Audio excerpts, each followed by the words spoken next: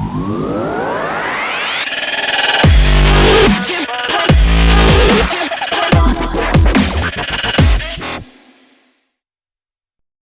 aí pessoal, tudo bem? Estamos de volta aqui no terceiro episódio do Share Insights Digital.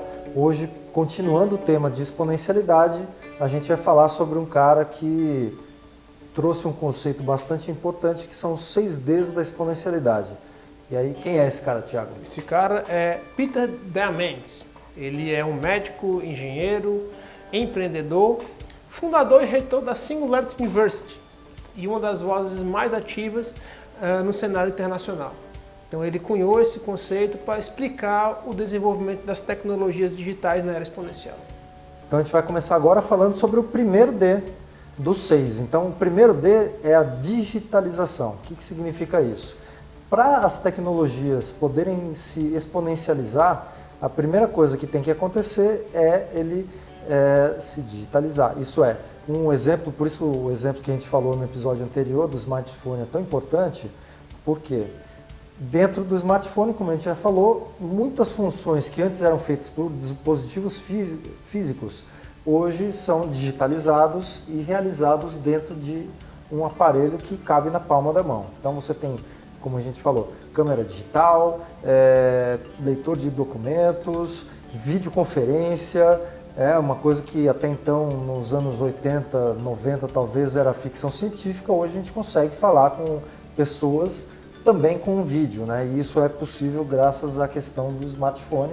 O segundo D é a decepção, que é uma fase do crescimento exponencial em que as tecnologias estão no seu início de desenvolvimento. Então, como elas crescem infinitesimalmente, a taxa de crescimento exponencial fica mascarada. E aí dá a impressão errônea de que a tecnologia não está se desenvolvendo de fato, quando na realidade ela está acontecendo, essas interações exponenciais estão ocorrendo. E um exemplo legal disso é impressoras 3D, porque há talvez 30 anos atrás, 40 anos, essa tecnologia já existia. O conceito dela já existia, né? Só que era tão caro e inacessível por consequência que esse crescimento era justamente, embora exponencial, era muito pequeno ainda, muito aparentemente devagar. Mas a partir do momento que, aí é o próximo D, né? Que é justamente a disrupção. Então, quando acontece a disrupção, é o momento em que esse crescimento se torna mais evidente. E aí a gente começa a perceber que a tecnologia começa a se popularizar, mais gente tem conhecimento da existência dela, e aos poucos também o custo de aquisição vai diminuindo. Em todas as tecnologias exponenciais, a gente percebe, então, esse terceiro D, que é a disrupção. E aí a gente chega no quarto D, que é a desmonetização. Um exemplo clássico, para a gente ilustrar o quarto D, é a câmera fotográfica e os filmes fotográficos. A gente tem o caso da Kodak, né? Que quando o iPhone foi inventado, foi lançado em 2007, ele aniquilou esse mercado para a Kodak, porque qualquer pessoa poderia dispor dessas duas funcionalidades dentro desse dispositivo de maneira gratuita, entre aspas, porque ele adquiria o iPhone, ele não adquiria mais uma máquina fotográfica para poder registrar os seus momentos, etc.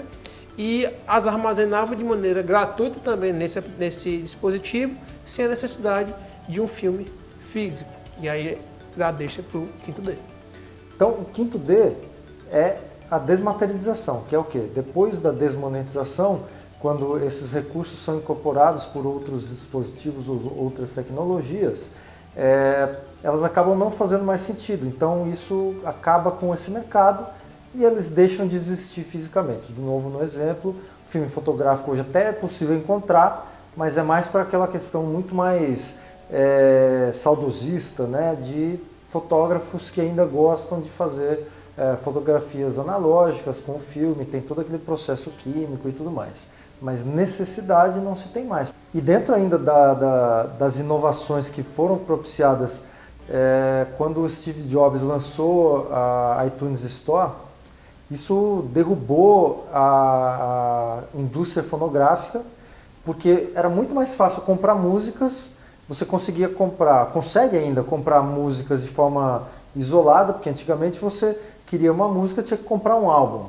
para uma música tinha outras tantas, 10, 12 músicas que não necessariamente você queria comprar e tinha que comprar tudo porque não tinha outra opção, né? Seja em vinil, ou fita cassete, ou até mesmo na época dos CDs ainda. Então, hoje em dia, dentro da iTunes Store, aí você tem outras tecnologias como Spotify, por exemplo, que estão também concorrendo fortemente com o iTunes Store, onde você nem precisa mais comprar música, você assina. Aí era do streaming, né? Exatamente. Então aí já entra numa outra pegada aí, que é a questão da assinatura, né? Você não tem mais que adquirir produtos.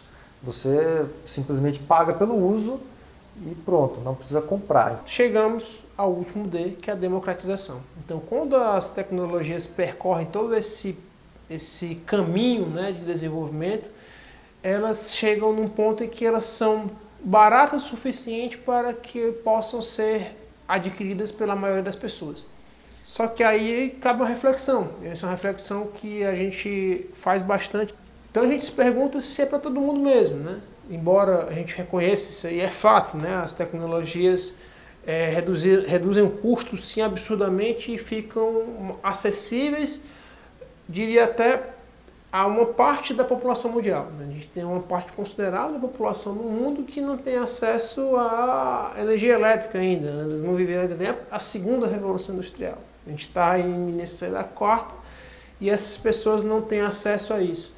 Então, fica essa reflexão, né? Que essa democratização, ela existe, mas a gente tem que se preocupar para que esses benefícios que essa democratização traz seja de fato distribuído, né, de uma maneira mais abrangente para todos, né?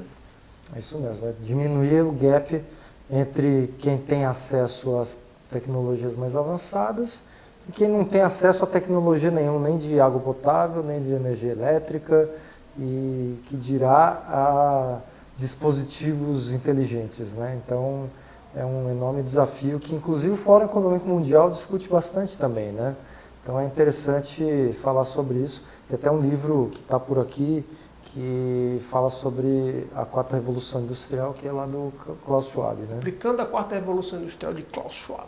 Então é isso, pessoal. Chegamos ao fim aqui do nosso terceiro episódio, falando sobre exponencialidade, com Peter Diamandis, os 6Ds. Nos vemos então na próxima sexta-feira. E é isso aí. Um abraço, pessoal. Um abraço, até a valeu. próxima. Valeu.